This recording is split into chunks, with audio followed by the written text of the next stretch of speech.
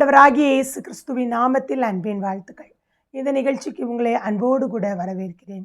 இந்த நாள் நாம் தியானிப்பதற்காக எடுத்துக்கொண்ட வேதவசனம் பிரசங்கி 7:24. தூரமும் மகா ஆழமுமாயிருக்கிறதை கண்டடைகிறவன் யார்? மகா ஆழமாயிருக்கிறதை கண்டடைகிறவன் யார்? ஆழம் என்ற தலைப்பின் கீழே இன்றைக்கு உங்களோடு கூட ஆண்டவருடைய வார்த்தையை பகிர்ந்து கொள்ள விரும்புகிறேன்.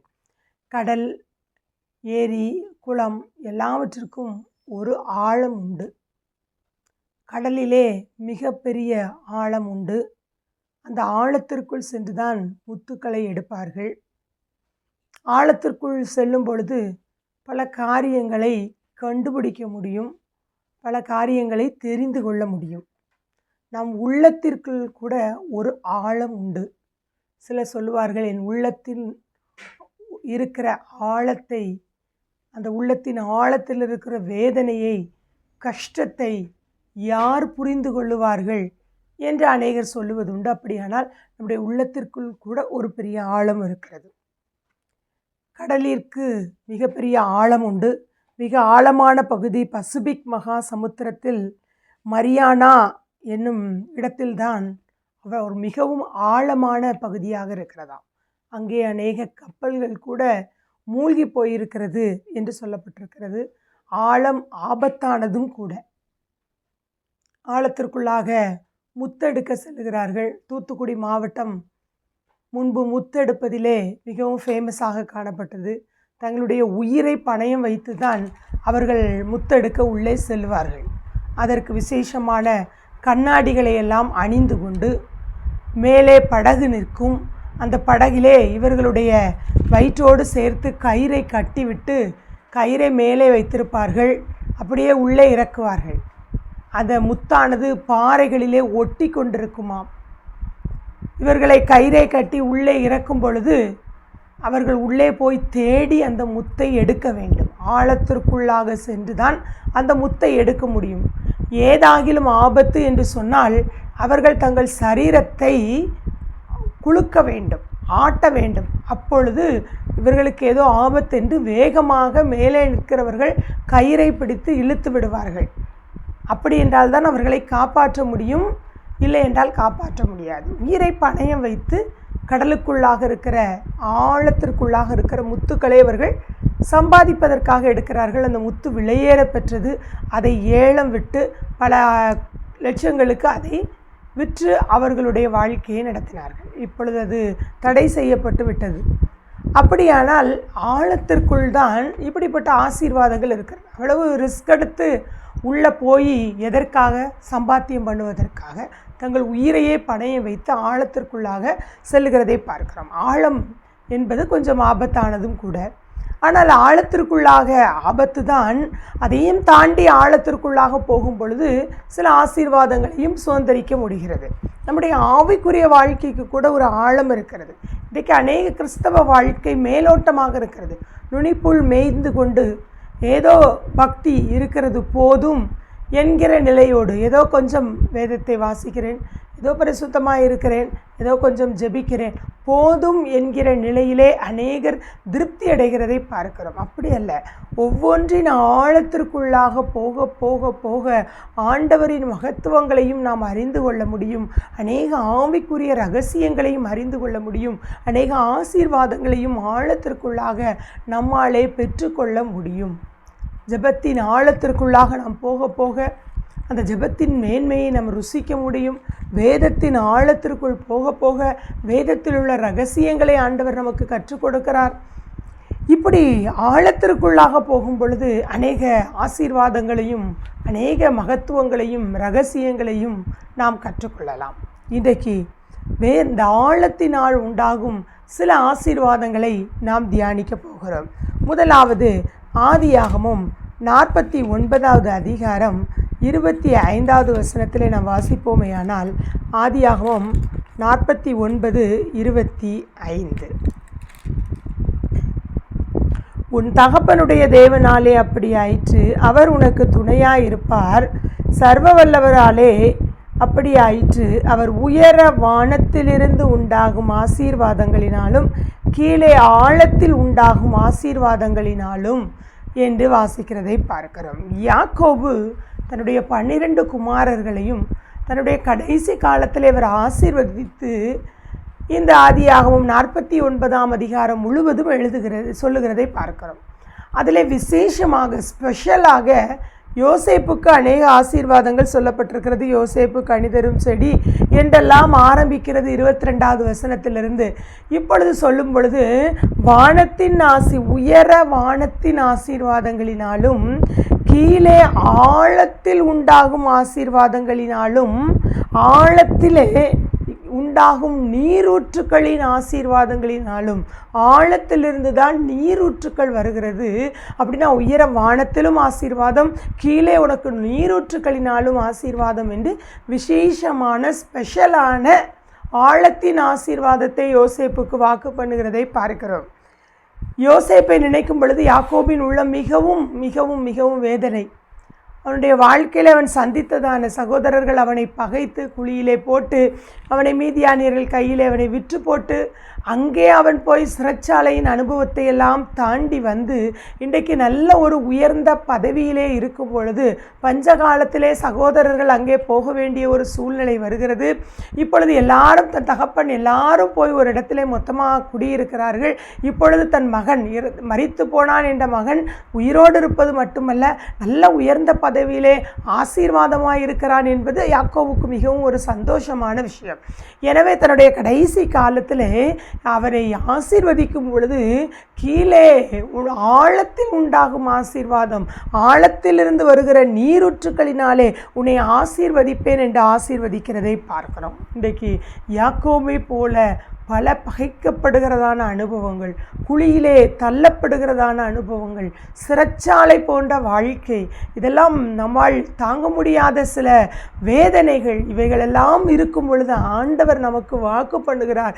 அப்படிப்பட்ட சூழ்நிலையில் நீ கடந்து வந்தாலும் ஆண்டவர் ஆசீர்வதிக்கும் பொழுது ஆழத்தில் உண்டாகும் நீரூற்றுக்களினாலே உன்னை நான் ஆசீர்வதிப்பேன் என்று சொல்லி ஆசீர்வதிக்கிறதை பார்க்கிறோம். இந்த ஆசீர்வாதம் யோசேப்புக்கு மட்டுமல்ல, அவன் பல தலைமுறைகளுக்கு பின்பு, பல நூற்றாண்டுகளுக்கு பின்பு மோசே லட்சக்கணக்கான ஜனங்கள் பெருகியிருந்த அந்த சந்ததியாரை கண்டு அவர் ஆசீர்வதிக்கும் பொழுது உபாகமம் 33ஆம் அதிகாரம் 13வது வசனத்திலே வாசிக்கும் பொழுது யோசேப்பை குறித்து கர்த்தரால் அவனுடைய தேசம் ஆசீர்வதிக்கப்படுவதாக, அது வானத்தின் செல்வத்தினாலும் பனியினாலும் ஆழத்திலுள்ள நீரூற்றுக்களினாலும் அது இன்னும் அநேக ஆசீர்வாதங்களை சொல்லி இருக்கிறதை பார்க்கிறோம். எவ்வளவு ஆசீர்வாதம்! தன் தகப்பனுடைய ஆசீர்வாதம் அவனுக்கு மட்டுமல்ல, பின் பல நூற்றாண்டுகளுக்கு பிறகு அவனுடைய சந்ததிகளுக்கும், அவனுடைய சந்ததிகளை பார்த்து சொல்லும் பொழுது யோசேப்பை அன்றைக்கு ஆழத்தின் ஆசீர்வாதத்தை கொடுத்த தகப்பனின் ஆசீர்வாதம் தலைமுறைக்கும் ஆழத்தில் உள்ள நீரூற்றுக்களினாலே ஆசீர்வதிக்கப்படுவதாக என்று சொல்லி ஆசீர்வதிக்கிறதை பார்க்கிறோம். யாக்கோபு, மோசே, இவர் ஆழமான ஆசீர்வாதங்கள், ஆழத்திலே நீரூற்று கிடைக்கிறது. அந்த நீரூற்றின் ஆசீர்வாதம், நீரூற்று சுரந்து கொண்டே இருக்கும், சுரக்கிற ஒரு ஆசீர்வாதம், நின்று போகாத ஒரு ஆசீர்வாதம். ஆழத்திலிருந்து கிடைக்கிற ஆசீர்வாதங்கள் நின்று போகாத, என்றைக்கும் நிரந்தரமாக இருக்கிற ஆசீர்வாதங்கள். காரணம் என்ன? யோசேப்பு பரிசுத்தத்தின் ஆழத்திற்குள் சென்றபடினாலே, பரிசுத்தத்திற்காக அவர் வைராக்கியம் பாராட்டி அந்த ஆழத்திற்குள் போனதினாலே தன் தகப்பன் கொடுத்த ஆசீர்வாதம் தலைமுறைக்கும், மோசே காலத்தில் அந்த ஆசீர்வாதத்தை சொல்லி ஆசீர்வதிக்கிறதை பார்க்கிறோம். ஆண்டவருடைய வார்த்தைக்கு கீழ்ப்படுகிறதான ஒரு ஜெபிக்கிற ஒரு தேவனோடு இருக்கிற, தேவனோடு ஒருவேளை சிறைச்சாலை வாழ்க்கை அவனுக்கு சற்று கடினமாக இருந்திருக்கும். ஆனால் அந்த கடினமான அனுபவத்திலே ஆண்டவரோடு கூட இருந்து, ஆண்டவரோடு பேசி பேசி பேசி ஆண்டவரோடு கூட பழகி ஆழத்திற்குள் சென்று அநேக ஆசீர்வாதங்களை சுதந்திரித்திருக்க இருக்க முடியும்.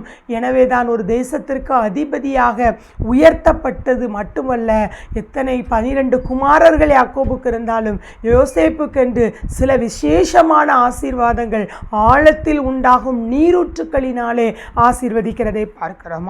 ஆண்டவருடைய பிள்ளைகளே, நம்முடைய வாழ்க்கையில் யோசேப்பின் அனுபவங்கள் நமக்கு இருக்கும் பொழுது நாமும் ஆண்டவரோடு கூட நெருங்கி சென்று ஆழத்தில் செல்ல வேண்டும். ஆண்டவரோடு பேசி பேசி பேசி பழகி பரிசுத்தத்தின் ஆழத்திற்குள்ளும் செல்ல ஆழத்தினால் கிடைக்கும் நீரூற்றுக்களின் ஆசீர்வாதங்களை நாம் சுதந்தரிக்க முடியும். அதன் மூலம் நமக்கு மேலான நன்மைகள் கிடைக்கும். சிறைச்சாலை அனுபவங்கள் மாறும். ஒருவேளை குழியில் தள்ளப்படுகிறதான அனுபவங்கள், பகைக்கப்படுகிற அனுபவங்கள் எல்லாம் மாறி நீரூற்றுக்களை ஆண்டவர் உங்களுக்கு தருவாராக. இரண்டாவதாக சங்கீதம் 107 வாசிப்போமே. ஆனால் 107 சங்கீதம் 24வது வசனம், 107:24 வாசிக்கிறோம். அவர்கள் கர்த்தருடைய கிரியைகளையும் ஆழத்திலே அவருடைய அதிசயங்களையும் காண்கிறார்கள். ஆழத்திலே அதிசயங்கள் உண்டு. ஆழத்திலே நீரூற்றுக்கள் இருக்கிறது, ஆழத்திலே அதிசயங்கள் இருக்கிறது. அவருடைய அதிசயத்தை ஆழத்திலே காண்பார்கள் என்று வாசிக்கிறோம். ஆண்டவராகிய இயேசு கிறிஸ்துவும் சீஷரும் ஒரு முறை கப்பலிலே அவர்கள் பிரயாணம் செய்து கொண்டிருக்கிறார்கள். அப்பொழுது இயேசு சற்று இளைப்பாறும்படிக்கு படகின் அடித்தட்டிலே அவர் தலகணை வைத்து உறங்கி கொண்டிருந்தார் என்று வாசிக்க. தலகணை வைத்து படுத்திருக்கிறார். அவருக்கு இரவெல்லாம் ஜெபம், பகலெல்லாம் ஊழியம். சற்று இந்த படகில் போகும் பொழுதாவது கொஞ்சம் இளைப்பாறிக் கொள்ளலாம் என்று அவர் தூங்கும் பொழுது அங்கே காற்று பலமாக வீசுகிறது, கடல் அலை கொந்தளிக்கிறது.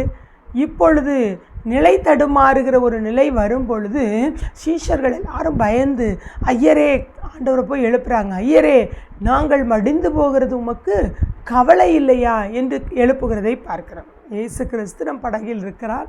நம் படகுக்கு புயல் வருகிறது, காற்று வருகிறது, கொந்தளிப்பு வருகிறது. அமர்த்த வல்லவர் நம்மோடு கூட இருக்கும் பொழுது நமக்கு என்ன கவலை? ஆனால் அவர்கள் அப்படி அல்ல. இயேசுவை பார்த்தே கேட்குறாங்க, நாங்களாம் செத்து போகிறது உங்களுக்கு கவலை இல்லையா? இன்றைக்கு அநேக நேரங்களிலே ஆண்டவரை பார்த்து கேள்வி கேட்குறோம். என்ன ஆண்டவரே, உங்களுக்கு நான் இவ்வளோ கஷ்டப்படுறேன், உங்களுக்கு எந்த கவலையும் இல்லையா? அப்படிலாம் இல்லை. அவர் நம்மை கஷ்டத்தை பார்த்து வேடிக்கை பார்த்து கொண்டிருக்கிற ஆண்டவர் அல்ல. நமக்கு பலன் கொடுக்கிறவர், பதில் கொடுக்கிறவர். அவர் தாமதமாக வந்தாலும் அற்புதங்களை செய்கிறவர். ஆழத்திலே அவருடைய அதிசயங்களை நம்மால் பார்க்க முடியும். இப்பொழுது இது படகு ஆழத்திற்குள் சென்றாலும் ஆழத்திலே அற்புதம் செய்கிற தேவன் உடனே வந்து அவர்களை மீட்டெடுப்பார். ஆனால் இவர்களுக்கு பயம், விசுவாசம் இல்லாமல் போயிற்று. உடனே அவர்கள் கேட்கிறார்கள், ஐயரே, நாங்கள் மடிந்து போகிறது உமக்கு கவலை இல்லையா? உடனே இயேசு கிறிஸ்து எழும்பினார், கடலை அதட்டினார், காற்றை இறையாதே, அமைதலாயிரு என்றார். அது வார்த்தை, அவருடைய ஒரு வார்த்தைக்கு கீழ்ப்படிந்து அங்கே ஒரு அதிசயம் நடக்கிறதை பார்க்கிறோம். நம்முடைய ஆண்டவர் ஆழத்தில் கூட அதிசயம் செய்கிறவர். ஐயோ, தெரியாமல் ஆழத்திலே போய் கால் வைத்து விட்டேனே, மீண்டு வர முடியவில்லையே என்றால் எழும்பி வருவதற்கு ஆண்டவர் உங்களுக்கு அதிசயங்களை செய்வார்.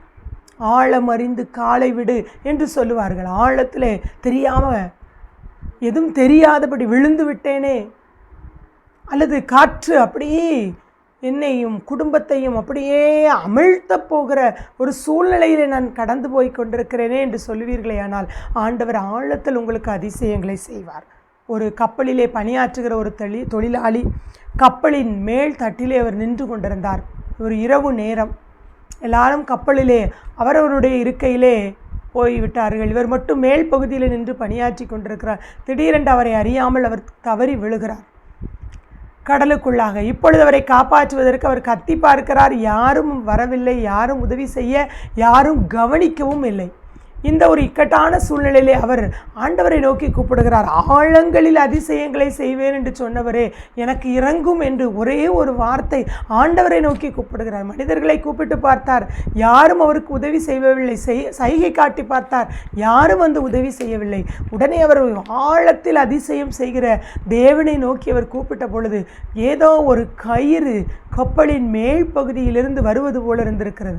அந்த கயிறை பிடித்தவர் மேலே ஏறி போய் அந்த கப்பலின் மேல் தட்டில் நின்று கொண்டு பார்க்கிறார். யாருமே இல்லை. யாரும் நின்று அவருக்கு கயிறு அனுப்பவில்லை. ஆனால் என் தேவன் தம்முடைய தூதர்களை அனுப்பி ஆழத்திலிருந்து அந்த மனுஷனை கர்த்தர் காப்பாற்றி இருக்கிறார். யார் ஆழத்திலிருந்து அவரை நோக்கி கூப்பிட்டாலும் உடனே என் தேவன் வந்து பதில் கொடுக்கிறதான தேவன். உடனே அதிசயங்களை ஆண்டவர் செய்ய ஆயத்தம் உள்ளவராக இருக்கிறார். அவர் ஆழத்திலே நீரூற்றுக்களை உருவாக்குகிறதான தேவன், ஆழத்திலே அதிசயங்களை செய்கிறதான தேவன். மூன்றாவதாக லூக்கா எழுதின சுவிசேஷம் 5ஆம் அதிகாரம் 4-5 வசனங்களிலே நான் வாசிக்கும் பொழுது, அவர் போதகம் பண்ணி முடித்த பின்பு சீமோனை நோக்கி, ஆழத்திலே தள்ளி கொண்டு போய் மீன் பிடிக்கும்படி உங்களுக்கு வலையை போடுங்கள் என்றார் என்று வாசிக்கிறோம். ஆழத்திலே அற்புதங்கள் நடக்கும். ஆழத்திலே நீரூற்றுக்களினாலே உண்டாகும் ஆசீர்வாதங்களை ஆண்டவர் தருகிறார். ஆழத்திலே சில அதிசயங்களை காண பண்ணுகிறார். ஆழத்திலே தான் அற்புதங்கள் நடக்கும். ஆழத்திலே தள்ளி கொண்டு போய் மீன் பிடிக்கும்படி உங்கள் வலைகளை போடுங்கள் என்றார். 2 கடல்கள் இஸ்ரவேல் தேசத்திலே உண்டு. உப்பு கடலாகிய சவக்கடல், கலிலேயா கடல் என்று சொல்லப்பட்டிருக்கிறது. அது திபேரியா கடல் என்றும் கெனசரேத் கடல் என்றும் அழைக்கப்படுகிறது. இது தண்ணி சுத்தமான தண்ணீராக இருக்குமா? இங்கே நல்ல சுவையான தரமான மீன்களை அங்கே பிடிப்பார்கள். ஒரு நல்ல வியாபார ஸ்தலமாக அது காணப்பட்டிருக்கிறது. கிட்டத்தட்ட 13 மைல் நீளம், 8 மைல் அகலம் உள்ளதான ஒரு நல்ல பெரிய கடல். இந்த கெனசரேத் என்றால் கிண்ணறம் என்று அர்த்தம். கிண்ணறம் போன்ற ஒரு தோற்றத்தில் அது காணப்படும். இயேசு கிறிஸ்து அங்கே அதிகமாக ஊழியம் செய்ய போவார். அங்கே போகும் பொழுதெல்லாம் அந்த கடற்கரை ஓரத்தில் நின்றவர் பிரசங்கிப்பது வழக்கம். அன்றைக்கும் அதுபோல வழக்கமாக போகிறார். அந்த கடல் ஓரங்களிலே நாம் பார்க்கிறோம், அப்பொழுது கரையிலே நின்ற 2 படகுகளை கண்டார். மீன் பிடிக்கிறவர்கள் அவைகளை விட்டிறங்கி வலைகளை அலசி கொண்டிருந்தார்கள் என்று வாசிக்கிறோம். அப்பொழுது அந்த படகுகளில் ஒன்றில் ஏறினார். ஏராளமான படகுகள் அங்கே நின்று கொண்டிருக்கிறது. கெனசரேத் கடல் ஓரங்களிலே அங்கே 2 கண்கள் மட்டும் இயேசுவின் பார்வையிலே படுகிறது. 2 படகுகள் மட்டும். அதிலே ஒரு படகு ஏறுகிறார். அது சீமோனுடையதாக இருந்தது. இப்பொழுது அவர் ஏறி ஜனங்களுக்கு உபதேசம் பண்ணுகிறார், பிரசங்கம் செய்கிறார். இயேசு கிறிஸ்துவின் பிரசங்கத்தை கேட்டு கடற்கரை ஓரங்களிலே காலை நேரத்தில் ஏராளமான ஜனங்கள் ஆண்டவருடைய வார்த்தையை கேட்டுக்கொண்டிருக்கிறார்கள். இப்பொழுது கேட்பதற்கு தன் படகை சீமோன் இயேசுவுக்கு கொடுத்திருக்கிறார். இப்பொழுது இயேசு பிரசங்கம் செய்து முடித்தவுடனே ஒரு வார்த்தை சொல்லுகிறார், ஆழத்திலே கொண்டு போய் வலையை போடுங்கள் என்று சொல்லுகிறதை பார்க்கிறோம். அப்பொழுது சீமோன், ஐயரே, ராமுழுதும் நான் பிரயாசப்பட்டேன், ஒன்றும் கிடைக்கல. ஆனாலும் நீங்கள் சொல்கிறீங்க, உங்கள் வார்த்தைக்கு நான் கீழ்ப்படிந்து இந்த வலையை நான் ஆழத்திலே போடுகிறேன் என்று சொன்ன பொழுது ஆழத்தில் கொண்டு போய் வலையை போடுறாங்க. வலை கிழிந்து போகத்தக்கதான திரளான மீன்களை பிடிக்கிறார்கள். அதே ஆழத்திலே கொண்டு போய் அதே கெனசரேத் கடலிலே பல ஆண்டுகளாக மீன் பிடித்து கொண்டிருக்கிற சீமோனாலே காண முடியாத சில அற்புதங்களை என் ஆண்டவர் ஆழத்திலே வலை போட சொன்ன பொழுது அப்படி கீழ்ப்படிந்து போட்டபடியினாலே தான் திரளான மீன்களை பிடிக்க முடிந்தது. தனக்கு மட்டுமல்ல, தன் கூட்டாளிகளையும் அழைத்து படகை நிரப்புகிற அளவுக்கு ஒரு பெரிய அற்புதம் ஆழத்திலே இருக்கிறது. அதற்கு சீமோன் செய்தது தன்னுடைய வெறுமையை ஒப்புக்கொள்கிறார். ஆண்டவரே, நான் முழுதும் நான் பிரயாசப்பட்டேன்ப்பா, ஒன்றும் கிடைக்கல. தன்னுடைய வெறுமையை ஒப்புக்கொள்கிறதை பார்க்கிறோம். ஆனாலும் உங்கள் வார்த்தைக்கு நான் கீழ்ப்படிந்து உங்கள் வார்த்தையின்படியே நான் வலையை போடுகிறேன். ஆண்டுடைய வார்த்தைக்கு கீழ்ப்படுகிறதை பார்க்கிறோம். ஆழமான அற்புதத்துக்குள்ளே செல்ல தன்னை ஆயத்தப்படுத்துகிறதை பார்க்கிறோம். சொல்கிறான், தன்னுடைய வெறுமையை சொல்கிறான். ராமொழுதும் பிரயாசப்பட்டேன், ஒன்றும் கிடைக்கல. சரி ஆண்டவரே, நீங்கள் சொல்கிறீங்க, உங்கள் வார்த்தையின்படி நான் வலையை போடுறேன். அப்படி என்றால் என்ன அர்த்தம்? அந்த ஆண்டவர் சொல்கிறபடி ஆழத்தில் வலை போடும் பொழுது அங்கே ஆசீர்வாதத்தை நான் சுதந்திரிக்க போகிறேன், அற்புதத்தை பெறப்போகிறேன் என்று அதற்கு தன்னை ஆயத்தப்படுத்தி கொள்கிறதை பார்க்கிறோம்.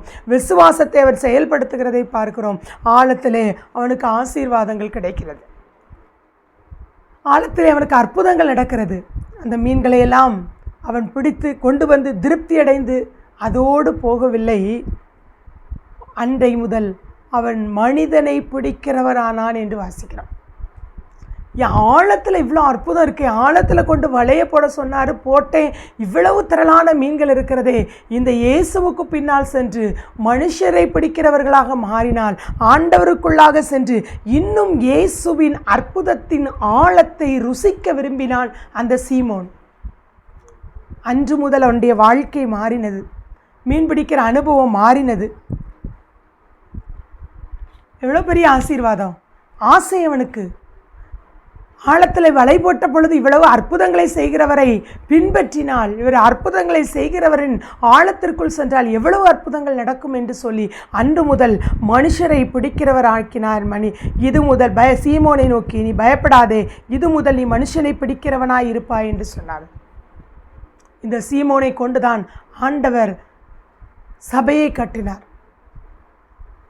இவ்வளவு பெரிய வல்லமைகள், அற்புதங்களை சீமோன் செய்தார். காரணம் என்ன தெரியுமா? ஆண்டவருடைய வார்த்தைக்கு அவர் கீழ்ப்படிந்தபடியினாலே. இன்றைக்கு நம்முடைய வெறுமையான வாழ்க்கையை இயேசுவுக்கு கொடுங்கள். நம்முடைய வெறுமையை இயேசுவுக்கு தெரியப்படுத்துங்கள். அவர் என்ன சொல்லுகிறார், அவருடைய வார்த்தைக்கு அப்படி கீழ்ப்படியுங்கள். ஆழத்தின் அற்புதங்களை பெறுவதற்கு ஆயத்தப்படுங்கள். விசுவாசத்தை செயல்படுத்துங்கள். ஆழத்திற்குள் செல்ல செல்ல அற்புதங்கள் இருக்கிறது. நிம்மதி இல்லை, சமாதானம் இல்லை, எல்லாம் தோல்வி. அப்படியே இயேசுவிடத்திலே கொடுக்கும் பொழுது ஆண்டவர் ஆழத்தில் போய் வளைய போடுன்னு சொன்னார். அற்புதம், உங்களுடைய வாழ்க்கையில் அற்புதங்கள் நடக்கும். நீங்கள் ஆண்டவரோடு நெருங்கி வரும் பொழுது, ஆண்டவருடைய வார்த்தை என்னும் ஆழத்திற்குள்ளே நீங்கள் போக போக உங்களுடைய வாழ்க்கையிலும் அற்புதங்கள் நடக்கும். பிலிப்பியர் 4:19 வாசிக்கிறோம், என் தேவன் தம்முடைய ஐஸ்வர்யத்தின்படி உங்கள் குறைகளையெல்லாம் கிறிஸ்து இயேசுவுக்குள் மகிமையில் நிறைவாக்குவார் என்று வாசிக்கிறோம். ஆண்டவர் நிறைவாக்குகிறதான ஆண்டவர் நிச்சயமாக ஆழத்தில் இருக்கிற அற்புதங்களினாலே உங்களை ஆசீர்வதிப்பார். இதுவரை உங்களுடைய வாழ்க்கையிலே அற்புதங்கள் நடக்காமல் இருக்கலாம்.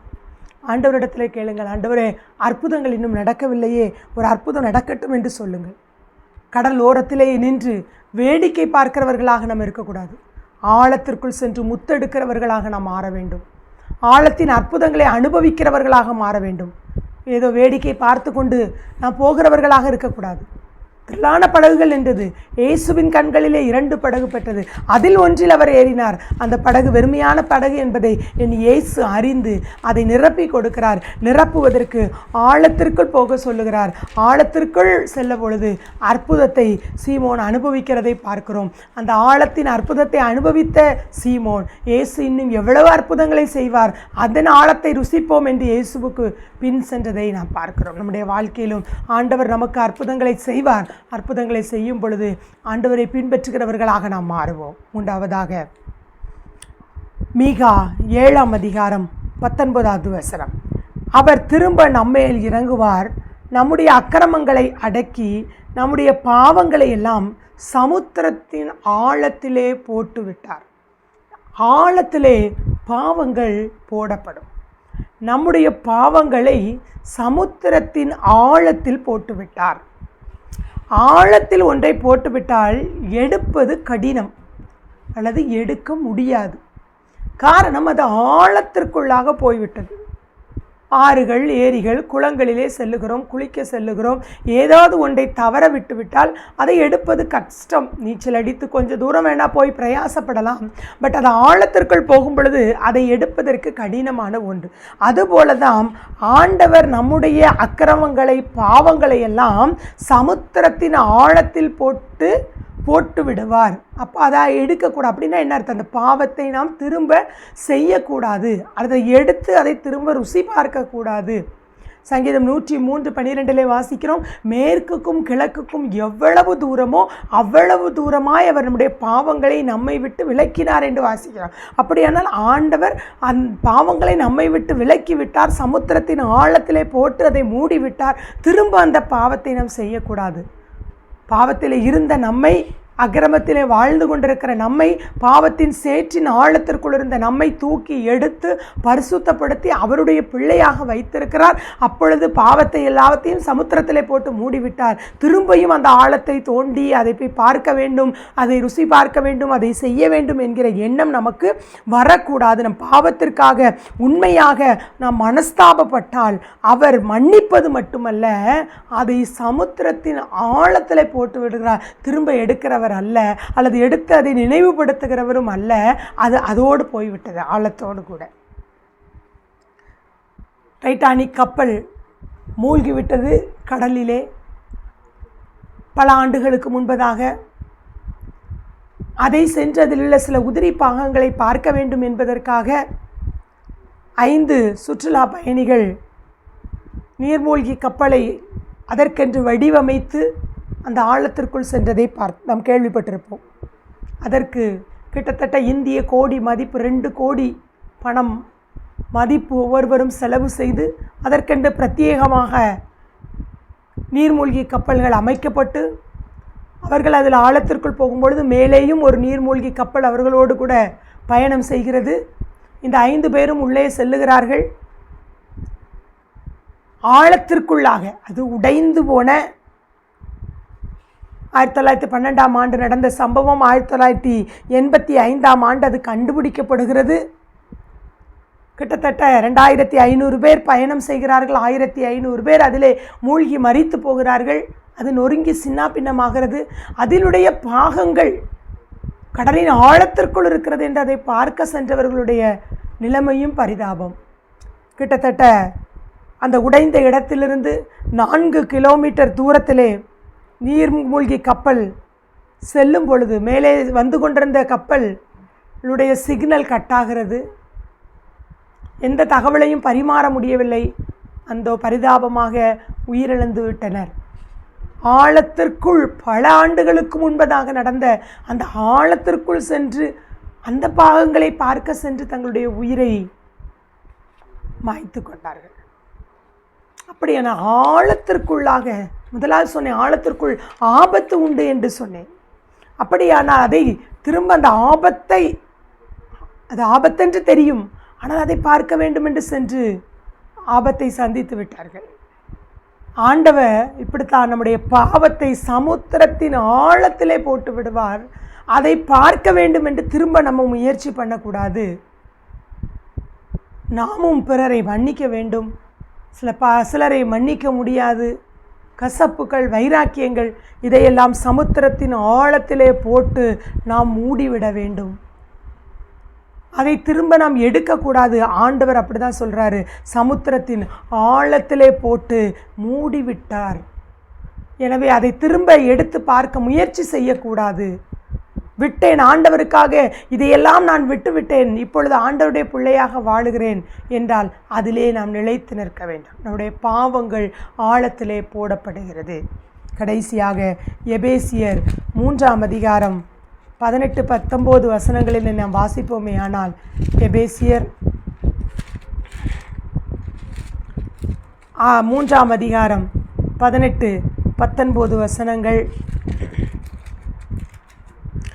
சகல பரிசுத்தவான்களோடும் கூட கிறிஸ்துவினுடைய அன்பின் அகலமும் நீளமும் ஆழமும் உயரமும் இன்னதென்று உணர்ந்து அறிவு கெட்டாத அந்த அன்பை அறிந்து கொள்ள வல்லவர்களாகவும் தேவனுடைய சகல பரிபூரணத்தினால் நிறையப்படவும் அவர் தமது மகிமையினுடைய ஐஸ்வர்யத்தின்படி உங்களுக்கு அனுக்கிரகம் பண்ண வேண்டும் என்று வேண்டிக் கொள்கிறேன். ஆழத்திலே அவருடைய அன்பு, ஐஸ்வர்யம், ஞானம், அறிவு எல்லாம் ஆழத்திலே உண்டு. அது வருணிக்கவே முடியாத அன்பு. அந்த அன்பின் நீளம், அகலம், ஆழம் அது எவ்வளோ என்றெல்லாம் சொல்லவே முடியாது. எவ்வளோ பெரிய அன்பு! சேற்றிலிருந்து நம்மை தூக்கின அன்பு, பாவத்தை மன்னித்து அந்த ஆழத்திலிருந்து நம்மை தூக்கி எடுத்ததான அன்பு, காணாமல் போன ஆட்டை போல இருந்த பொழுது தேடி நம்மை அணைத்து வந்ததான அன்பு. அந்த அன்பின் ஆழம் என்னவென்று நம்மாலே புரிந்து கொள்ளவே முடியாது.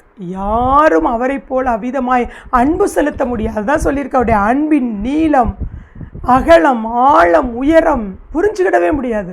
அவ்வளவு விலையேற பெற்ற அன்பு, உங்களுக்காகவும் எனக்காகவும் ஜீவனை கொடுத்ததான அன்பு, இன்றைக்கு நம்மை வாழ வைத்து கொண்டிருக்கிறதான அன்பு, எவ்வளோ பெரிய அன்பு! அந்த அன்பை நாம் தியானிக்கும் பொழுது அந்த அன்பின் ஆழத்திற்குள் நாம் செல்ல வேண்டும். ஆண்டவரே, இவ்வளவு என்னை நேசிக்கிறீர் என்று ஆழத்தில் செல்ல செல்ல செல்ல அவருடைய அன்பை நாம் புரிந்து கொள்ள முடியும். ஒருவரை பார்த்தவுடனே நாம் புரிந்து கொள்ள முடியாது. அவர்களிடத்தில் பழக பழக பழகத்தான் அவர்களுடைய அன்பு என்ன, அவருடைய குணம் என்ன, அவருடைய பழக்க வழக்கங்கள் என்ன என்பதை நாம் அறிந்து கொள்ள முடியும். அதுபோல தான் ஆண்டவரிடத்திலே பழக பழக, ஆண்டவரோடு நெருங்க நெருங்க அவருடைய அன்பு என்ன என்று,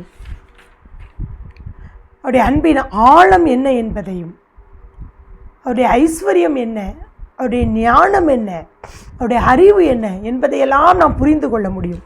ரோமர் 11:33 நாம் வாசிப்போமே. ஆனால் தேவனுடைய ஐஸ்வர்யம், ஞானம், அறிவு என்பவைகளின் ஆழம் எவ்வளவாய் இருக்கிறது! ஐஸ்வர்யம், ஞானம், அறிவு, இதன் ஆழம் எவ்வளவாக இருக்கிறது அப்பா, அளவிடவே முடியாது, அவ்வளோ இருக்குது. அழகாக சொல்லியிருக்கு பாருங்க. அவருடைய அன்பின் ஆழத்தை அளவிட முடியாது, ஐஸ்வர்யத்தின் ஆழத்தை அளவிட முடியாது, அவருடைய ஞானத்தின் ஆழத்தை அளவிட முடியாது, அறிவின் ஆழத்தை அளவிட முடியாது. அது நம்மளால் வர்ணிக்கவே முடியாது, அவ்வளவு பெரிய ஆண்டவர். நாமோடைய அன்பின் ஆழத்திற்குள் போக போக போக புரிந்து கொள்ள முடியும். அவருடைய ஐஸ்வர்யத்திற்குள் ஆழத்திற்குள் போக போக ஆழத்திற்குள் செல்ல செல்ல நமக்கு தேவையான அன்பை பொழிகிறார், ஐஸ்வர்யத்தை தருகிறார், நமக்கு ஞானத்தை தருகிறார், அறிவை தருகிறார். எல்லாம் அதனுடைய ஆழம் அப்பா விவரிக்கவே முடியாது. ஆண்டவருடைய பிள்ளைகளாகிய நமக்காகத்தான் அவர் எல்லாவற்றையும் வைத்திருக்கிறார். ஆண்டவருடைய பிள்ளைகளாகிய நம்ம ஆழத்தில் தான் ஆசீர்வாதங்கள் இருக்கிறது என்பதை புரிந்து கொள்ள வேண்டும். மேலோட்டமான வாழ்க்கை வாழ்ந்தது போதும், ஆழத்துக்குள் செல்லுவோம். ஆழத்திற்குள் செல்ல செல்ல ஆசீர்வாதங்களை பார்ப்போம். கடல் ஓரத்திலே வேடிக்கை பார்க்கிறவர்களாக நிற்க வேண்டாம், ஆழத்தில் சென்று முத்தெடுக்கிறவர்களாக நீங்கள் மாற வேண்டும். இன்றைக்கு ஆண்டவர் ஆழத்திற்கு வரும்படி நம்மை அழைக்கிறார். போதும் மேலோட்டமான வாழ்க்கை, ஆழத்திற்குள் சென்று அதை ருசிக்க நீங்கள் பழகி கொள்ளுங்கள். வில்லியம் கேரி என்ற மிஷனரி, நாம் அறிந்த மிஷனரி தான். இங்கிலாந்து தேசத்தை சேர்ந்தவர். ஒரு நாள் அவர் ஜெபித்து கொண்டிருக்கும் பொழுது ஆண்டவர் அவரை அழைத்திருக்கிறார். நான் இந்தியா என்னும் வைர சுரங்கத்தின் ஆழத்திற்குள் உன்னை கொண்டு செல்லுகிறேன், ஆழத்திற்கு வா என்ற ஆண்டவருடைய ஒரு அழைப்பின் சத்தத்தை வில்லியம் கேரி கேட்டிருக்கிறார். அன்றைக்கு அவர் இந்த இந்தியாவிற்கு மிஷனரியாக வந்தார். வந்து இந்த இந்தியாவிற்காக, இந்தியாவிலே எவ்வளவு ஆத்துமாக்களை அவர் ஆதாயம் செய்திருக்கிறார், வேதாகமத்தை பெயர்த்திருக்கிறார். காரணம் என்ன? ஆண்டவருடைய அன்பின் ஆழம். இங்கிலாந்து தேசத்திலே ஆசீர்வாதமாக வாழ்ந்து கொண்டிருக்கிற வில்லியம் கேரிக்கு ஒரு அழைப்பு வருகிறது, ஆழத்திற்கு வா. அது எங்கே? நம்முடைய இந்திய தேசத்தின் ஆழத்திற்குள் வந்து நீ போ அப்படின்னு சொல்லியிருக்கிறாரு. இங்கே வந்து ஆத்துமாக்களை ஆதாயம் செய்திருப்பாரே, ஆனால் இன்றைக்கு நம்மை பார்த்தும் ஆண்டவர் அழைக்கிறார், ஆழத்திற்கு வா என்று சொல்லி. அவருடைய அன்பின் ஆழத்திற்குள் நம்மை அழைக்கிறார். ஆழத்தில் தான் நீரூற்றுக்களின் ஆசீர்வாதம் இருக்கிறது. நீங்கள் ஆழத்திற்குள் வர வர ஆசீர்வாதங்களை நீங்கள் சுதந்திரிக்க ஆண்டவர் உங்களுக்கு உதவி செய்வார். ஆழத்திலே அதிசயங்கள் இருக்கிறது. அவரை நோக்கி கூப்பிடும் பொழுது அதிசயங்கள் உங்களுக்கு கிடைக்கிறது. ஆலயத்திலே அற்புதங்கள் இருக்கிறது. அவருடைய வார்த்தைக்கு கீழ்ப்படிந்து ஆழத்திலே சென்று நீங்கள் பாருங்கள், உங்களுக்கு அதிசயங்கள் நடக்கும். சில அற்புதங்கள் உங்களுக்கு நடக்கும். உடைய பாவங்கள், ஆழத்திலே போடப்பட்ட பாவத்தை திரும்ப நீங்கள் செய்ய முயற்சி செய்யாதீர்கள். திரும்ப அந்த பாவத்தை எடுக்காதீர்கள். அது ஆழத்தில் சமுத்திரத்தோடு போய்விட்டது.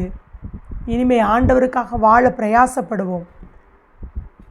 ஆழத்தில் தான் ஆண்டவருடைய அன்பு, ஐஸ்வர்யம், ஞானம், அறிவை நம்மாலே கண்டுபிடிக்க முடியும். அவருடைய அன்பின் ஆழத்திற்குள்ளே நீங்கள் கடந்து வாருங்கள். ஆண்டவர் இன்றைக்கு உங்களை ஆழத்திற்கு வரும்படி அழைக்கிறார். ஆண்டவரே, நான் வர்றேன், ஆண்டவரே, ஆயத்தப்படுறேன். ஆழத்தில் இருக்கிற அதிசயத்தை நான் பார்ப்பதற்கு, ஆழத்தில் இருக்கிற அற்புதத்தை நான் பார்ப்பதற்கு நான் ரெடியாகிறேன் ஆண்டவரே, ப்ரிப்பேர் ஆகிறேன், ஆயத்தப்படுறேன் என்று ஆயத்தப்பட்டு வரும்பொழுது ஆழத்தில் சொல்லப்பட்ட அத்தனை ஆசீர்வாதங்கள், அதை கண்டடைகிறவன் யார்? அதை கண்டுபிடிப்பவன் யார்? நீங்களும் நானும் அதை கண்டுபிடிக்கிறவர்களாக மாற வேண்டும். பாவத்தின் சேற்றில் இருக்கிறீர்களா? ஆண்டவரிடத்திலே மன்னிப்பு கேளுங்கள். உங்கள் பாவத்தை அவர் சமுத்திரத்தின் ஆழத்திலே போட்டு விடுவார்.